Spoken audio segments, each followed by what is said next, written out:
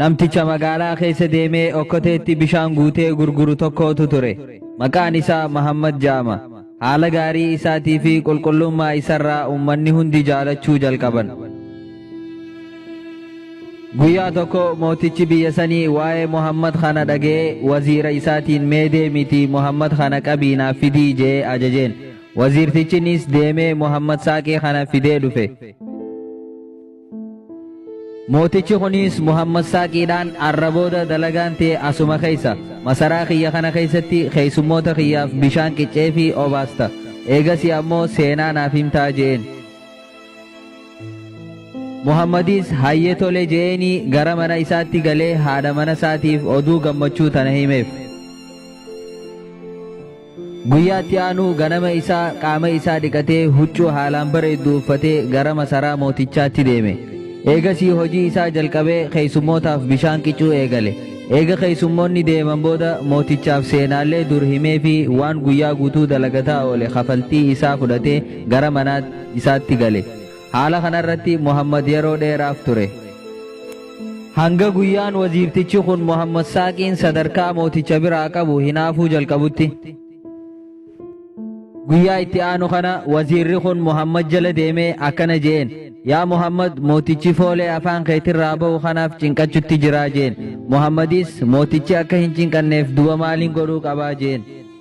Waziirtichinis carqiidhaan afaan kee hagooggadhuu koottu yeroo gama masaraa mootichaa dhuftuu jeen. Muhammad saaqiinis afaan isaa carqiidhaan hagooggatee akkuma aadaa isaatti okkatee isaa bishaan qoraasumaatiin guuttatee keessummootaaf qicutti seene.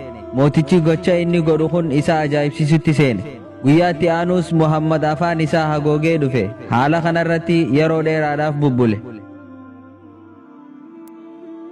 Guyyaa tokko mootichi maaliif Muhammad akka afaan isaa hagooggatu waziira isaa kana gaafate. Waziirtichi kunis yaa gooftaa kiyya waan inni afaan isaa hagooggatuuf yooniin siif hime mataa kiyya narraa muruun sodaadhaa jeen. Yeroo kana mootichinis abshir sintuquu naaf himii jeen. Waziirtichi kun yaa gooftaa kiyya Muhammad bara afaan mootichaa ni shurufkaawaa jeeti haasawaa jeen. Mootichi kunis dallanee gara mana isaatti galee jaartii isaatiin mari'ate. Jaartiin mootichaa maaltu sodaa tokko maleetti mootichaan jecha kana akka jiru isa godhe. Guyyaa boruu mormii isaa muramuu qaba. Warra birootiifis fakkeenya tahaaf jetteen. Mootichinis yaada isii kana qeebalee yaada gaariidha jeen. Borumtaa isaa mootichi namticha morma namarraa muru yaamee guyyaa har'aa nama abaaboo yookaan ilillii harkatti qabatee masaraa kana keessaa ba'u yoo agarte morma irraa murii ajjeesii jeen. Akkuma aadaa isaatti Muhammad saaqiin hojii isaa eega hojjetee booda mootichi ilillii tana kannee fi kuni kannaan ani siif kannee jeen. Wayita abaaboo tana fudhatee gabba'u waziirtichaa hojii walitti dhufan. Eenyutu siif kannee ilillii tana jeen waziirtichi kun. Muhammad mootichaatu naaf kannee jeen. Waziirtichi kun anaatu sirra itti haqaatii fidii jee irraa fuudhe. Muhammad saaqiin ilillii tana kannee fi gara mana isaatti gale. Namtichi mataa namarraa muree nama ajjeesu kun waziirticha ilillii harkaa qabu harkee morma irraa muree ajjeeseen. Guyyaa itti aanu Muhammad okkotee isaa qabatee dhufee bishaan keessummootaaf qicuutti seene. Mootichi yeroo Muhammad arkuun ni ajaa'ibe kan du'e se'ee ture. Eegasii yaamee gaafateen maaliif afaan kee kana hagooggatta mee naaf himii jeen. Yaa gooftaa kiyya fooleen afaan kiyyaa akkasitti shurufkaa'u waziirtichi natti himeeti carqii afaanitti hiradhuu koottuu naan jee.